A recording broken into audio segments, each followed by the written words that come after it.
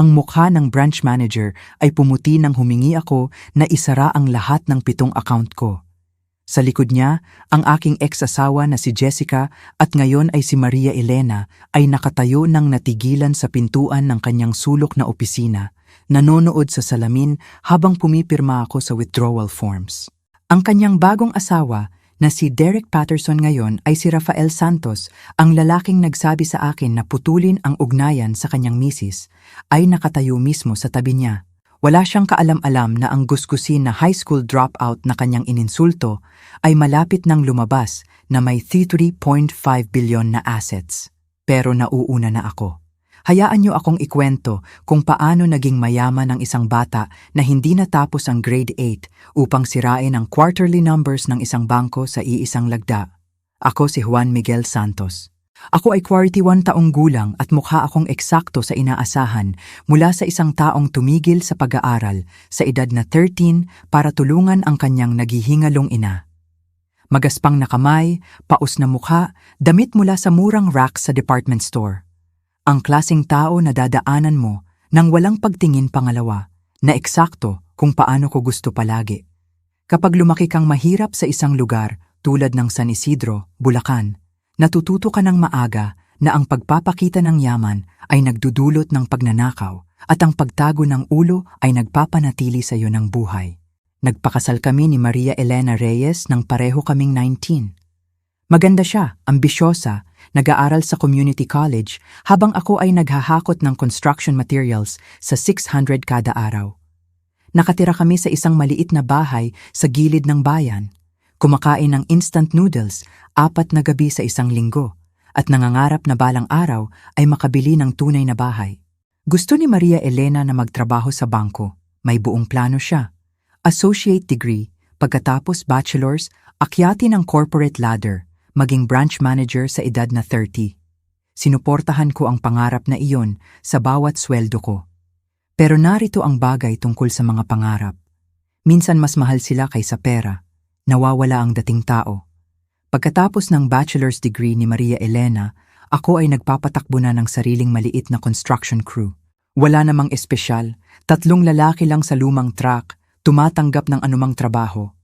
Hindi kami yumayaman, pero sapat ang kita para makapag-focus si Maria Elena sa karera niya nang hindi nag-aalala sa upa. Nakapasok siya sa BDO Unibank bilang loan officer at sobrang proud ako sa kanya, halos sumabog. Sa unang taon, parang perpekto ang lahat.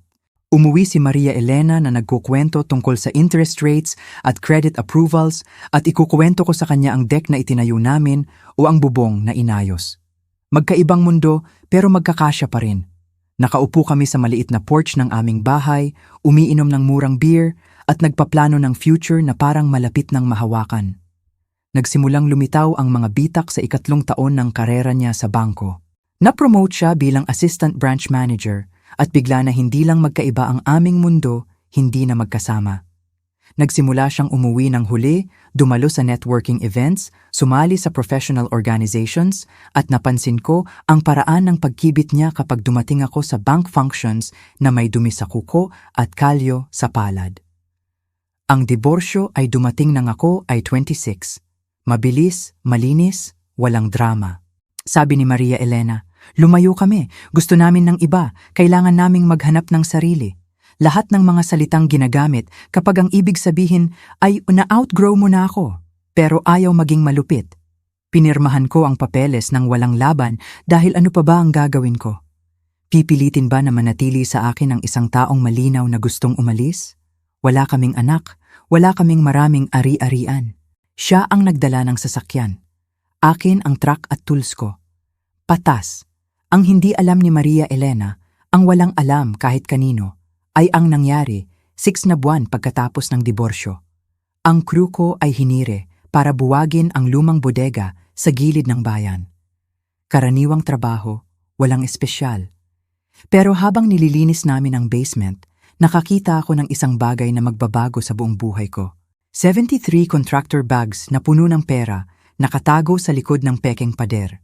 Pera ng droga, halata. Siguro mula sa operasyon na nasira o inabandona taon na ang nakalipas. Tumayo ako sa basement na yon ng 20 minuto, tinititigan ang mas maraming pera kaysa nakita ko sa buhay ko. Ang mga kasama ko ay nasa itaas, naglo-load ng debris. Walang nakakaalam na nasa ibaba ako. Walang nakakaalam kung ano ang nakita ko. At may pagpipilian ako, i-report sa pulis at wala akong makukuha o kunin at baguhin ang lahat. Kinuha ko. Hayaan niyo akong maging malinaw. Hindi ako proud na pinanatili ko ang perang yon. Mali ito at alam ko kahit habang niloload ko ang mga bags sa truck ko sa dilim. Pero alam ko rin na hindi na darating muli ang ganitong pagkakataon. At ginugol ko ang buong buhay ko sa pagiging tapat, pagtatrabaho ng mahirap, paggawa ng tama. At ang lahat ng iyon ay nagbigay sa akin ng nabigong kasal at bank account na hindi lumampas sa 4 na digit. Kaya gumawa ako ng desisyon ng gabing iyon. Pinili ko ang sarili ko. Sa susunod na 15 taon, ginawa ko ang natagpuang pera na lehitimo na yaman. Nagsimula ako sa pamumuhunan sa real estate, bumibili ng sira-sirang properties, inaayos at ibinebenta. Walang flashy, walang makakaagaw pansin. Maliit na bahay sa working class na barangay. Ang klaseng investment na nagbibigay ng steady returns nang walang pag-raise ng kilay. Nagbayad ako ng buwis sa bawat sentimo mula sa mga flips na iyon, ginawang malinis ang pera sa pamamagitan ng lehitimo na transaksyon. Pagkatapos ay lumawak sa commercial properties, maliit na apartment buildings, retail spaces, ilang office complexes. Nag-hire ako ng property managers para sa araw-araw na operasyon habang nanatili ako sa background. Sa sino mang tumingin, isa lang akong maliit na kontraktor na nagkaroon ng swerte sa ilang investment. Walang nakakaalam ng buong saklaw ng itinayo ko. Sa edad na 35, ang net worth ko ay lumampas na sa 7 bilyon. Sa 38, 3 bilyon. At ngayong umaga, nang pumasok ako sa BDO Unibank para magdeposito ng routine, ang iba't ibang accounts ko ay may hawak na mahigit 3.5 bilyon na liquid assets. Hindi kasama ang properties, hindi kasama ang business holdings, puro cash lang na nakaupo sa 7 accounts sa bangko, kung saan ang ex-asawa ko ay na-promote kamakailan bilang branch manager o mas mataas na posisyon. Hindi ko nakita si Maria Elena ng siguro 10 taon. Pareho kaming nag-move on, nabuhay ng hiwalay na buhay sa parehong maliit na bayan, kahit paano hindi nagkita. Alam ko na nag-asawa siyang muli sa isang hotshot banker mula sa Maynila na si Rafael Santos. Alam ko na naakyat niya ang ranggo sa BDO tulad ng plano niya. Mabuti para sa kanya. Wala akong sama ng loob sa diborsyo. Magkaibang tao kami na naglalakbay sa magkaibang direksyon. Ganyan ang buhay. Pero ngayong umaga, pagpasok ko sa bangko na may work clothes, bakal na sapatos na nagiiwan ng putik sa kanilang makintab na sahig, hindi ko inaasahan ang susunod na nangyari. Kung nakikita nyo ang halaga sa kwentong ito, kung pinapaisip kayo tungkol sa mga assumptions base sa itsura o edukasyon, mag-subscribe sa channel, i-like, at mag-comment sa ibaba tungkol sa pagkakataon na may underestimated sa inyo. Ang inyong engagement ay nakakatulong para magdala ako ng higit pang kwento tungkol sa ordinaryong tao na natuklasan ng extraordinary truths. Ngayon, balik tayo sa nangyari nang pumasok ako sa bangko. Abala ang lobby sa umaga na karaniwang crowd. Mga tao na nagdedeposito, nakikipag-usap sa loan officers, nakaline sa tellers. Dire-diretso ako sa regular kong teller, isang mabait na babae na si Patricia na humahawak sa accounts ko ng 30 taon. Kilala niya ako bilang Juan Miguel Santos, maliit na kontraktor na regular magdeposito at hindi nagdudulot ng problema. Magandang umaga, Kuya Juan, sabi niya nang may ngiti. May business deposit ba ngayon? Oo, at kailangan kong i-transfer ang ilang pondo sa pagitan ng accounts, sabi ko, habang iniaabot ang deposit slip. Para sa bagong project, kalahati na ng transaksyon nang marinig ko ang boses sa likod na nagpatiim ang gulugod ko. Patricia, kailangan kong kunin ang quarterly reports para sa review pagkatapos ng tanghalian. Lumingon ako at naroon si Maria Elena. 15 taon na mas matanda kaysa noong huli kong makita, pero maganda pa rin. Mamahaling suit, perpektong ayos ng buhok, ang klaseng polished look na sumisigaw ng tagumpay. Naglalakad siya sa lobby kasama ang matangkad na lalaki sa mas mamahaling suit. Pareho silang malalim ang usapan tungkol sa commercial loan portfolios. Nagtagpo ang mata namin sandali. Nakita ko ang recognition sa mukha niya. Pagkatapos ay may iba pa. Discomfort siguro o embarrassment. Mabilis niyang inalis ang tingin at nagpatuloy patungo sa executive offices. Ang takong niya kumakaluskos sa marmol ng may awtoridad. Ang lalaking kasama niya, si Rafael Santos, sa tingin ko, ay tumigil sa paglakad nang mapansin kung saan tumingin si Maria Elena. Sinundan niya ang tingin patungo sa akin. Nakatayo roon sa maruming work clothes na may peklat na kamay sa counter. Nakita ko ang bahagyang pagkibit ng labi niya sa pagkasuklam. Kaibigan mo ba? Tanong niya kay Maria Elena nang malakas para marinig ko. Ex-husband? Sabi ni Maria Elena nang mahina, sinusubukang ilayo siya. Matagal na noon, tumaas ang kilay ni Rafael. Yun ba ang kontraktor na sinabi mo sa akin? Yung tumigil sa high school. Oh, school. Naramdaman ko ang init sa mukha ko, hindi dahil sa hiya, kundi galit. Ang paraan ng pagsabi niya, parang ako ay isang kakaibang bagay o babala na ikinuwento niya sa dinner parties. Natapos ni Patricia ang transaksyon, iniaabot ang resibo ng may apologetic look. Narito rin niya ang lahat. Magandang araw, Kuya Juan, sabi niya ng mahina. Tumango ako at nagsimulang umalis, balak na i-ignore ang komento ni Rafael at bumalik sa trabaho. Pero hindi pa tapos si Rafael. Tumayo siya direkta sa daan ko. Pinipigilan ang laban ko sa pintuan. Pakinggan mo, sabi ni Rafael, ang boses niya puno ng condescension na perpekto sa mga mayaman na matagal nang tumitingin sa iba mula sa itaas. Hindi ko alam kung anong relasyon ang iniisip mong mayroon ka sa misis ko, pero kailangan nang matapos yon. Naka-move on na siya, nagtayo ng tunay na buhay. Ang huling bagay na kailangan niya ay paalala ng kanyang maling desisyon na naglalakad sa kanyang bangko. Tinitigan ko siya, tunay na gulat. Pumutla si Maria Elena, hinila ang manggas ni Rafael. Rafael, itigil mo, hindi kailangan ito. Pero inalis ni Rafael ang kamay niya. Seryoso ako. Bakit hindi mo gawin ang pabor sa lahat at putulin ang ugnayan sa misis ko? Maghanap ng ibang bangko. Impyerno, maghanap ng ibang bayan. Walang kailangan dito na makakita ng ebidensya kung ano ang nangyayari kapag tumigil ka sa pag-aaral at sinayang ang potensyal mo.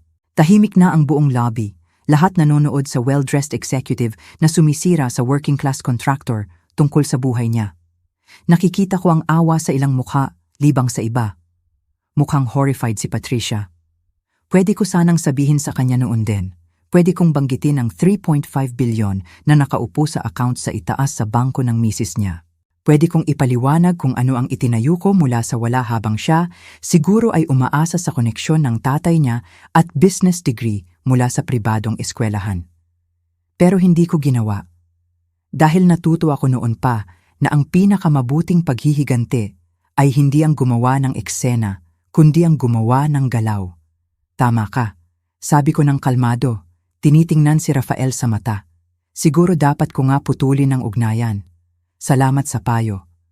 Lumabas ako ng bangko na mataas ang ulo at determinado ang isip. Gusto ni Rafael Santos na mawala ako. Sige, mawawala ako at dadalhin ko ang bawat sentimo ng pera ko. Ang unang tawag ko ay sa financial advisor ko, isang matalino na babae na si Monica Reyes na namamahala sa investment portfolio ko. Nakilala ko siya 5 taon na ang nakalipas nang mag-diversify ako lampas sa real estate at tinulungan niya akong magtayo ng sophisticated network ng holdings na magpapaiyak sa karamihan ng financial planners sa tuwa. Monica, kailangan kong i-liquidate ang lahat sa BDO Unibank, sabi ko sa sandaling sinagot niya. Bawat account, bawat time deposit, bawat money market fund, lahat. May pag-aatubili. Juan Miguel, iyon ay mahigit 3.5 bilyon. Sigurado ka ba? Ang penalties pa lang para sa early withdrawal sa ilang time deposits ay halos 25 milyon. Sigurado ako. Simulan mo ang papeles ngayon. Gusto ko tapos na sa Biyernes. Pwede bang tanungin kung bakit bigla ang pagbabago?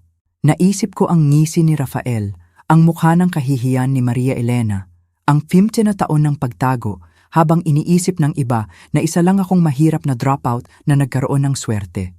Sabihin na lang nating pagod na akong makipagnegosyo sa mga hindi nagpapahalaga sa akin bilang kliyente. Matalino si Monica na hindi na nagtanong pa. Maghahanda ako ng documents para sa pirma mo bukas umaga. Kailangan mong dumalo personally para isara ang ganitong laki ng accounts. Ayos lang, iset up ang appointment para Huwebes hapon. Siguraduhin na sa CEO direkta. Kailangan ba ng executive approval para sa ganitong laki? Para sa ganitong kalaki? Oo. Si Maria Elena Reyes ang magsisign personally. Perpekto. Ginugol ko ang susunod na 2 araw sa pag-aayos. Tinawagan ang business attorney ko para i-review ang withdrawal papers. Nakipag-ugnayan sa 3 ibang bangko tungkol sa pagbubukas ng bagong accounts at paglilipat ng pondo. Siguradong legal, documented, at bakal na bakal. Sa Huwebes umaga, handa na ako. Nakatakda ang appointment sa 2 p.m. Dumating ako 15 minuto nang maaga na suot pa rin ang parehong work clothes noong Lunes. Parehong bakal na sapatos, parehong pantalon na may mantsa ng pintura, parehong flannel shirt na suot ko nang sabihin ni Rafael na putulin ang ugnayan sa misis niya. Gusto ko makita nila eksakto kung sino ang kumuha ng 3.5 bilyon mula sa kanilang bangko. Ang receptionist, isang batang babae na hindi lalampas sa 25, tinitigan ako mula ulo hanggang paa nang may halos hindi nakatagong paghamak. Matutulungan ba kita? May duwan? PM appointment ako kay Ginanggur Santos. Account closure. Tiningnan niya ang computer at nakita ko ang pagkalito sa mukha niya. Kuya Juan Miguel, ako iyon. Ipapaalam ko kay Giang Santos na nandito ka na. Kinilala niya ang telepono at narinig ko ang bulong niya. Nandito na ang account closure appointment. Oo, siya talaga. Hindi ko alam. Baka mali. Ngumiti ako sa sarili ko at umupo sa waiting area. Sa paligid ko, gumagalaw ang mga empleyado ng bangko sa kanilang routine. Siguro nagtataka kung ano ang ginagawa ng isang contractor sa executive waiting area. Wala sa kanila ang may ideya kung ano ang malapit nang mangyari. 10 minuto pagkatapos, lumabas si Maria Elena mula sa opisina niya. Mag-isa siya, salamat sa Diyos. Hindi ko kaya ang pagiging professional kung nandun si Rafael. Mukha siyang kinakabahan, napatas. Siguro iniisip niya na ito ay kakaibang pagtatangka na makipag-reconnect o magdulot ng gulo. Juan Miguel, sabi niya, iniaabot ang kamay ng formal. Matagal na, kinamayan ko siya. 15 taon halos. Binabati kita sa posisyon mo. Lagi mong sinasabi na kaya mo. Salamat. Tinuro niya ang opisina niya. Pwede ba nating pag-usapan ang closure ng account mo? Nagulat ako nang makita ang pangalan mo sa schedule ko. Hindi ko alam na nandito ka pa rin sa amin. Pumasok kami sa kanyang sulok na opisina, puro salamin at mamahaling muebles. Umupo si Maria Elena sa likod ng malaking desk habang ako sa visitor chair. May hinila siya sa computer, pagkatapos ay kumunot ang noo. Juan Miguel, nagpapakita rito na 7 accounts sa pangalan mo. Pero may mali siguro sa system. Hindi maaari ang mga balances na ito. Tama iyan. Tumingin siya sa akin. Tunay na kalito sa mata. Pero sabi rito mahigit 3.5 bilyon sa mga accounts na ito. 3.6 bilyon actually hanggang ngayong umaga. Maganda ang interest ngayong buwan. Bumuka at sumara ang bibig ni Maria Elena ng maraming beses. Paano posible iyan? Kontraktor ka. Walang personalan, pero kahit matagumpay na kontraktor ay hindi may 3.5 bilyon na liquid assets. Sumandal ako sa upuan. Tinatamasa ang sandaling ito higit sa nararapat. Lumalabas na may magandang kita sa construction at real estate investment kung alam mo ang ginagawa mo. Binuo ko ang portfolio ko ng halos 15 na taon. Nagsimula ng maliit, pinatubo ng maingat, pinanatili ang low overhead. Maganda ang compound interest kapag binigyan mo ng oras. Pero tumigil ka sa pag-aaral, sabi niya, at agad na mukhang nahiya. Pasensya, mali ang dating. Tama ka. Tumigil ako sa grade 8 para alagaan ang nanay ko nang magkasakit siya. Hindi na ako bumalik pagkatapos niyang mawala. Pero narito ang isang bagay na hindi tinuturo sa business school, Maria Elena. Ang edukasyon at katalinuhan ay hindi pareho. Baka hindi ko alam ang calculus. Pero mas mabuti akong bumasa ng property value trend kaysa sa sinumang may MBA. Si Maria Elena ay nananatiling nagpuproseso, nag-scroll sa accounts ko ng lumalaking disbelief. Commercial properties, residential portfolios, business ventures. Juan Miguel, nagtayo ka ng empire, tahimik. Yan ang gusto ko palagi. Tumingin siya sa akin at nakita ko ang something like regret sa mata niya. Bakit mo isinasara ang mga accounts na ito? Dahil sinabi ng asawa mo na putulin ko ang ugnayan sa iyo. Suggest na maghanap ng ibang bangko, baka ibang bayan. At alam mo ba? Tama siya. Dapat ako makipagnegosyo sa mga nagre-respect sa akin. Pumutla ang mukha ni Maria Elena. Sinabi niya iyon sa iyo? Sinabi ni Rafael sa iyo na umalis noong Lunes umaga mismo sa lobby niyo. Tinawag akong paalala ng iyong maling desisyon. Sinabi na walang kailangan makakita ng ebidensya kung ano ang nangyayari kapag tumigil ka sa pag-aaral at sinayang ang potensyal. O Diyos, inilagay ni Maria Elena ang mukha sa kamay. Juan Miguel, sobrang pasensya na. Si Rafael ay lumaki siyang mayaman. Hindi niya palaging naiintindihan. Itigil mo, sabi ko, hindi malupit, hindi ako nandito para sa sorry.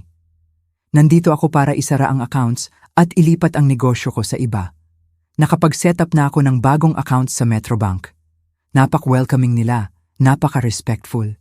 Hindi man lang binanggit ang edukasyon o itsura ko. Hinila ni Maria Elena ang isa pang screen at nakita ko na lalong pumutla ang mukha niya. Juan Miguel, alam mo ba kung ano ang gagawin nito sa quarterly numbers namin? V3.6 billion na withdrawn assets ay lalabas sa bawat report. Magtatanong ang board. Magpanik ang shareholders. Hindi problema ko. Pakiusap, sabi niya, at ngayon ay tunay na desperation sa boses. CEO pa lang ako ng 6 na buwan. Ako ang unang babae sa posisyong ito sa BDO. Kung mawawala ang ganitong laking kliyente sa unang taon ko, sisirain nito ang credibility ko. Naramdaman ko ang bahagyang awa. Nagtrabaho ng mahirap si Maria Elena para makarating doon. Pero naalala ko ang Lunes umaga, nakatayo sa lobby habang ininsulto ako ng asawa niya sa harap ng lahat at nawala ang awa. Pwede mo sanang sabihin noon, itinuro ko ng inaaway ako ni Rafael, tinatawag akong waste of potential. Pwede mo siyang pinigilan. Sa halip, nakatayo ka roon na mukhang nahihiya na dating asawa mo ako. Nagulat ako. Hindi ko alam ang sasabihin, narito ang isang ideya. Pwede mong sabihin, Rafael, itigil mo ang pagiging kupal. Pwede mong sabihin sa asawa mo na hindi lahat ng tao ay sinusukat ang tagumpay sa parehong paraan. Pwede mong ipagtanggol ang lalaking 7 taon mong asawa na sumuporta sa pangarap mo kahit na nangangahulugan iyon ng pagkain ng instant noodles tuwing gabi para makatipid ka para sa books. Umiiyak na si Maria Elena ngayon. Tumutulo na ang maskara. Tama ka. Dapat ginawa ko. Pero pakiusap, Juan Miguel, huwag mong gawin ito. Kaya nating ayusin. Kakausapin ko si Rafael.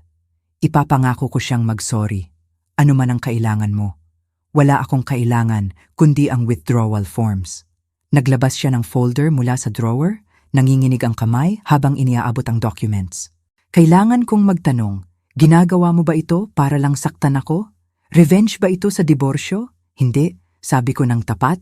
Ang diborsyo ay 15 taon na ang nakalipas. Pareho kaming nag-move on. Hindi ito tungkol sa kasal natin, Maria Elena. Ito ay tungkol sa respeto. Ang bangko mo ay nag-empleyo ng isang taong itinuring akong basura at wala kang ginawa para pigilan ito. Iyon ang nagsasabi sa akin ng lahat tungkol sa kung saan ko dapat ilagay ang pera ko. Nagsimula akong pumirma sa forms isa-isa. Bawat pirma ay kumakatawan sa milyon-milyong piso na lumalabas magpakailanman sa BDO Unibank. Tahimik na nanonood si Maria Elena, patuloy ang luha. Halos tapos na kami nang dumaan si Rafael sa opisina. Sumilip siya sa salamin, nakita ako kasama si Maria Elena at talagang mukhang naiinis. Binuksan niya ang pinto nang walang katok. Maria Elena, ano ito? Bakit siya nandito sa opisina mo? Rafael, hindi ngayon, sabi ni Maria Elena, nabibiyak ang boses. Pero hindi nakikinig si Rafael. Tinitigan niya ako nang may parehong paghamak mula noong Lunes. Akala ko sinabi ko sa iyo na putulin ang ugnayan sa misis ko. Isinasara niya ang accounts niya, sabi ni Maria Elena ng mahina. Lahat. Mabuti, sabi ni Rafael. Siguro para sa ikabubuti. Baka makahanap ka ng bangko na mas angkop sa economic level mo. Natapos ko ang huling form at tumayo. Actually, nakahanap ako ng ilang bangko na interesado sa negosyo ko. Lalo na ang Metrobank na enthusiastic sa pagtanggap ng 3.6 bilyon na kliyente. Tahimik ang buong kwarto. Tinitigan ako ni Rafael na parang nagsalita ako sa ibang wika. 3.6 bilyon, humigit kumulang. Nagbabago-bago depende sa market. Tumingin si Rafael kay Maria Elena na tumango ng malungkot. Pagkatapos ay tumingin muli sa akin at nakita ko ang mukha niya na dumaan sa disbelief, shock, at sa wakas ay something na baka respeto kung hindi halatang pilit. Hintay, sabi ni Rafael. Ikaw ang Santos account, yung flagged para sa executive review dahil sa laki.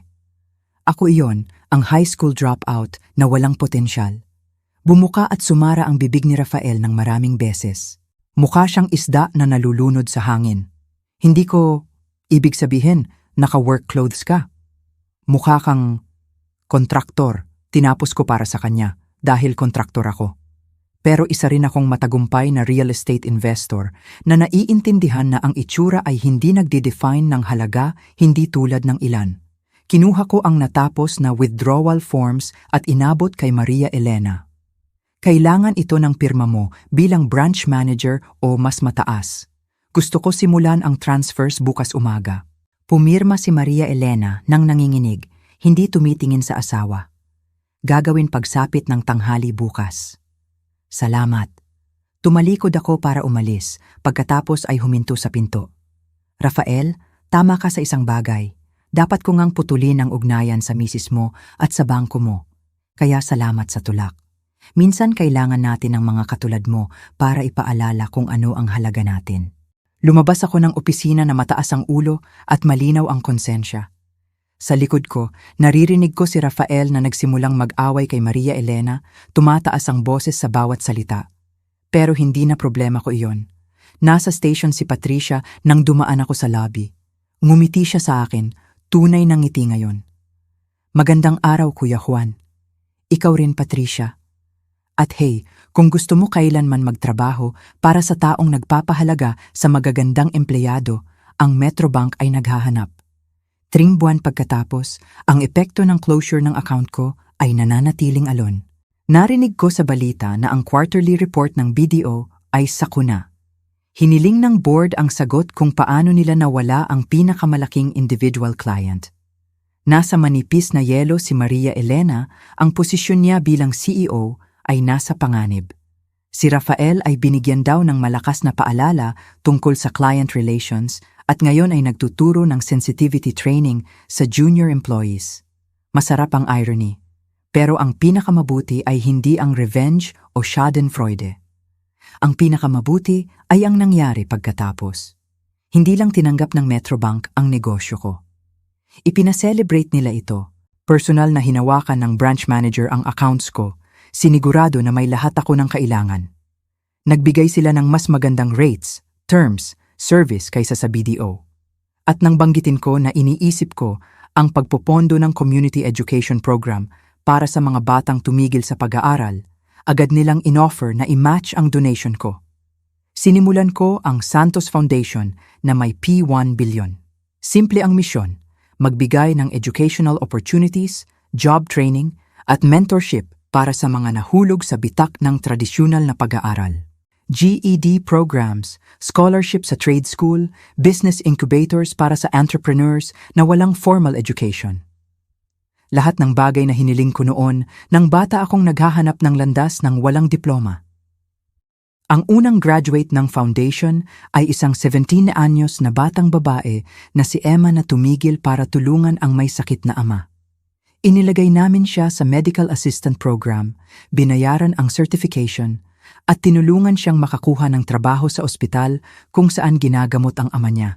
Nagpadala siya ng card na nagsasabi, "Nakita mo ang potensyal kung saan nakita ng iba na dropout. Salamat sa paniniwala sa mga katulad namin." Nakaupo ang card na iyon sa desk ko sa home office, katabi ng unang tseke na ginawa ko sa foundation. Nagpapaalala iyon sa akin kung bakit walang halaga ang lahat kung hindi ginagamit para tulungan ang iba na umakyat. Hindi ko na direktang narinig si Maria Elena pagkatapos, bagaman nakatanggap ako ng formal letter mula sa bagong CEO ng BDO mga 6 na buwan pagkatapos ng closure. Pinalaya si Maria Elena, paliwanag ng letter, at gusto nilang humingi ng paumanhin sa treatment na natanggap ko. Umaasa silang isaalang-alang ko na ibalik ang negosyo. Sumulat ako ng magalang na sagot, tumanggi at nagsuggest na mag-focus sila ng mas kaunti sa itsura at mas marami sa karakter kapag nag-evaluate ng kliyente at empleyado. Si Rafael, narinig ko, ay tumanggap ng posisyon sa ibang bangko sa ibang probinsya. Halata na nasira ang reputasyon niya sa bayan pagkalat ang balita kung paano niya ako trinato. Lumalabas na mahaba ang memorya ng maliit na bayan tungkol sa kung sino ang mabuti at hindi. Tungkol naman sa akin, ginagawa ko pa rin ang dati kong ginagawa. Pinapatakbo ang construction crews, pinamamahalaan ang properties, pinapatubo ang investments. Suot ko pa rin ang work clothes at nagmamaneho ng 20 anyos na truck. Pinapanatili ko pa rin ang ulo pababa at ang negosyo sa sarili. Ang tanging pagkakaiba ay ngayon alam na ng mga tao sa bayan na may higit pa kay Juan Miguel Santos kaysa sa nakikita. Noong nakaraang linggo, nasa hardware store ako bumibili ng supplies nang makasalubong ko ang dating kaibigan mula sa construction days. Narinig niya ang tungkol sa account closure sa tsismis ng bayan. Pare, sabi niya, umuuga ang ulo sa gulat. Narinig ko na pumasok ka sa BDO at isinara ang 3.5 bilyon na parang wala lang. Totoo ba yon? Halos? Paano mo ginawa, Kuya Juan? Paano nakakuha ang katulad natin ng ganung kalaking pera? Naisip ko sandali, kombinasyon ng swerte, sipag at matalinong desisyon. Pero higit sa lahat, tungkol sa hindi pakikinig kapag sinasabi ng iba na hindi mo kaya dahil wala kang tamang diploma o background. Lumalabas na ang pinakamabuting paghihiganti laban sa mga naniniwalang mababa ka ay hindi ang patunayan silang mali. Ito ay ang pagtayo ng isang bagay na napakatagumpay na kailangan nilang aminin ang halaga mo kahit ayaw nila. Tumawa siya at ang pagsara ng accounts ay dagdag pa. Yun, inamin ko ng may ngiti, ay bonus lang. Ang totoo, hindi ko alam kung natuto ba sina Rafael o Maria Elena mula sa nangyari. Baka oo, baka hindi. Hindi iyon ang concern ko. Ang alam ko ay natuto ako ng mahalaga. Ang halaga mo ay hindi tinutukoy ng edukasyon, itsura, o iniisip ng iba kung ano ka. Ito ay tinutukoy ng itinayo mo, tinulungan mo, at paano mo trinato ang iba sa daan. Nagtayo ako ng empire mula sa wala. Tinulungan ko ang mga batang tumigil na makakuha ng second chances. At trinato ko ang lahat ng may parehong respeto na gusto kong matanggap. Mas mahalaga iyon kaysa sa anumang diploma, degree o approval mula sa mga humahatol sa libro base sa cover. Sinabi sa akin ni Rafael Santos na putulin ang ugnayan sa misis niya at maghanap ng ibang bangko. Pinakamabuting payo na natanggap ko dahil pinilit ako na mapagtanto na matagal na akong tumatanggap ng mas mababa kaysa sa deserve ko. Pinanatili ang tagumpay ng tahimik para hindi mag-alon, nanatiling maliit para maging komportable ang iba. Wala na. Ngayon, kapag may nagtatanong kung ano ang ginagawa ko para mabuhay, sinasabi ko ang totoo. Ako ay high school dropout na nagtayo ng 3.5 billion na portfolio sa real estate investment. Nagpapatakbo ako ng foundation na tumutulong sa ibang dropouts na makahanap ng landas at hindi ako humihingi ng paumanhin para dito. Ang Santos Foundation ay nagpondo ng daan-daang scholarship noong nakaraang buwan. Isang binata na tumigil sa 16 para suportahan ang pamilya ay nagtapos na ng HVAC certification at nagsimula ng sariling negosyo. Personal niya akong tinawagan para magpasalamat. Kuya Juan, sabi niya, puno ng emosyon ang boses. Walang naniniwala sa akin kundi ikaw. Lahat sinabi na dropout ako, sayang. Ipinakita mo sa akin na hindi mahalaga iyon. Sinabi ko sa kanya, ang mahalaga ay kung ano ang gagawin mo susunod at mula sa tingin ko, maganda ang ginagawa mo. Pagkatapos naming mag-hang up, naupo ako sa opisina ko na iniisip ang lahat ng landas na humantong dito, ang natagpo ang pera na nagsimula nito, ang investments na nagpapatubo, ang diborsyo na nagturo sa akin tungkol sa pag-move forward, at ang insulto na sa wakas ay nagtulak sa akin na ipaglaban ang halaga ko publicly. Naisip ko si Maria Elena na umaakyat sa bangko pero nawawala ang nakikita kung ano ang mahalaga. Si Rafael na sobrang focused sa credentials at itsura na hindi makita ang halaga kahit nakatayo ito sa harap niya. Tungkol sa lahat ng taong underestimated ako sa mga taon dahil hindi ako tumugma sa imahe nila ng tagumpay. At naisip ko ang takot na 13 anyos na bata na tumigil sa pag-aaral para alagaan ang namamatay na ina na nagtatrabaho sa construction sa minimum wage na akala niya wala siyang patutunguhan dahil walang diploma. Hindi maniniwala ang batang iyon kung saan siya napadpad. Pero narito ang bagay tungkol sa tagumpay. Hindi ito tungkol sa pera, bagaman nakakatulong ang pera. Hindi ito tungkol sa pagpapatunay na mali sila, bagaman nakakasarap iyon. Ito ay tungkol sa pagtayo ng makabuluhang bagay, pagtulong sa iba na umakyat, at pagtanggi na hayaang tukuyin ng iba ang halaga mo. Gusto ni Rafael Santos na mawala ako, na maging paalala ng nakaraan ng misis niya. Sa halip, kinuha ko ang 3.6 bilyon at ginawa itong bagay na tutulong sa daan-daang batang katulad ko. Ginawa ko ang insulto niyang katalista ng pagbabago, ang paghamak niyang motibasyon para sa paglago. Iyon ang tunay na paghihiganti. Hindi ang sirain ang nanakit sa iyo, kundi gamitin ang negativity nila bilang gasolina para magtayo ng maganda. Sa susunod na may nagsabi sa iyo na hindi mo kaya dahil wala kang tamang background o edukasyon, alalahanin ang kwentong ito. Alalahanin na ang isang high school dropout mula sa Bulacan ay naging mayaman ng sapat para sirain ang quarterly numbers ng bangko sa iisang lagda. Alalahanin na ang itsura ay hindi nagde-define ng halaga, ang credentials ay hindi nagbibigay ng garantiya ng tagumpay, at ang mga naniniwalang mababa ka ay nagpapakita lang kung sino ang hindi dapat mong pakasamahan sa negosyo.